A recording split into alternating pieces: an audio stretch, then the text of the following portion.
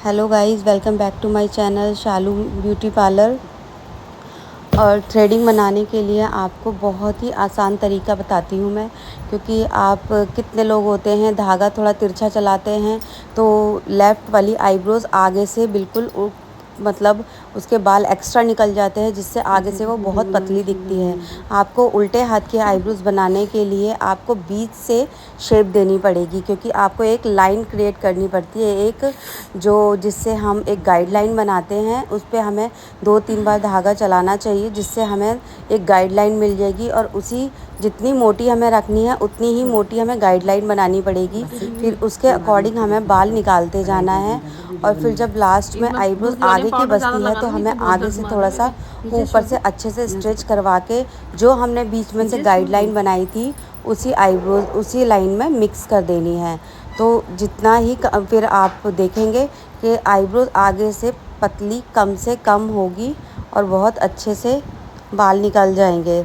और फिर जो गाइडलाइन बनी है उसके नीचे जो जितने भी एक्स्ट्रा हेयर होंगे वो आप अच्छे से कस्टमर को क्लाइंट को आप पकड़ा के आईब्रोज अच्छे से स्ट्रेच करवा के सारे एक्स्ट्रा जितने भी लाइन के नीचे जितने भी बाल होंगे वो आप अच्छे से क्लीन कर जाएंगे और एकदम से शार्प आईब्रोज बन के निकल के आएगी। ऐसे ही आपको ऊपर से भी आईब्रोज़ क्लीन करनी है। फिर आईब्रोज़ के अलावा जितने भी आईब्रोज़ के आसपास एक्स्ट्रा छोटे हेयर हैं वो आपको अच्छे से क्लीन करने हैं, जिससे आईब्रोज़ अच्छे से एकदम से नीट एंड क्लीन शेप उसकी आईब्रोज़ की दिखे। तो ये देखिए कितने अच्छे से मैंने इनके जो एक्स्ट्रा आईब्रोज़ के इधर उधर छोटे छोटे हेयर थे वो अच्छे से क्लीन कर दिए। ऐसे ही आपको राइट साइड की आईब्रोज़ बनानी है। जितने भी आईब्रोज़ के ऊपर से एक्स्ट्रा हेयर थे छोटे छोटे वो आपको मतलब क्लीन कर देने हैं अच्छे से, तभी आपको आईब्रोज़ की शेप अच्छे से दिखेगी कि आपने कितनी शेप दी है। इनको आईब्रोज़ मोटी चाहिए थी तो इसलिए मैंने इनकी आईब्रोज़ ऊपर से हल्के से हल्की करी थी और छोटे हेयर अच्छे से निकाल दिए थे। इस आईब्रोज़ में भी मैंने इसी तरीके से करा है, बीच से गाइडलाइन ली है। बीच से गाइडलाइन लेने के बाद मैं पीछे नीचे की तरफ आराम से गई हूँ और उसी गाइडलाइन पे मैंने अपना धागा है जो चलाया है, जिससे एक लाइन बनती गई है और ऊपर से अच्छे से शेप आ गई है। ऐसे ही जितने भी एक्स्ट्रा हेयर होंगे वो ही आपको निकालने हैं।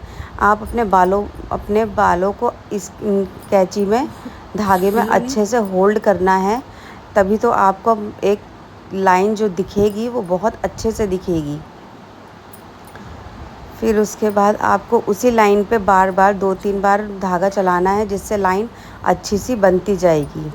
तो वैसे ही बीच से मैंने इनकी शेप दी थी और ऐसे ही आगे से फिर मैंने स्टिच करवाया। जितने भी एक्स्ट्रा हेयर थे आगे से लाइन बनाती गई। आगे से लाइन बनाने के बाद मैंने बीच वाली लाइन से उस आगे वाली लाइन को मिक्स कर दिया, क्योंकि आगे से भी लोग कम से कम निकलवाना पसंद करते हैं, नहीं तो आईब्रोज़ स्ट्रेट हो जाती है। अगर हम ज़्यादा आगे से बाल निकालते हैं तो आईब्रोज़ स्ट्रेट हो जाती है। और ये ध्यान रखना है कि हमें अपना धागा तिरछा रखना है, जैसे टेढ़ा जो होता है नीचे की तरफ वो कैंची जैसे होती है उस टाइप से हमें तिरछा धागा रखना है। और तिरछा धागा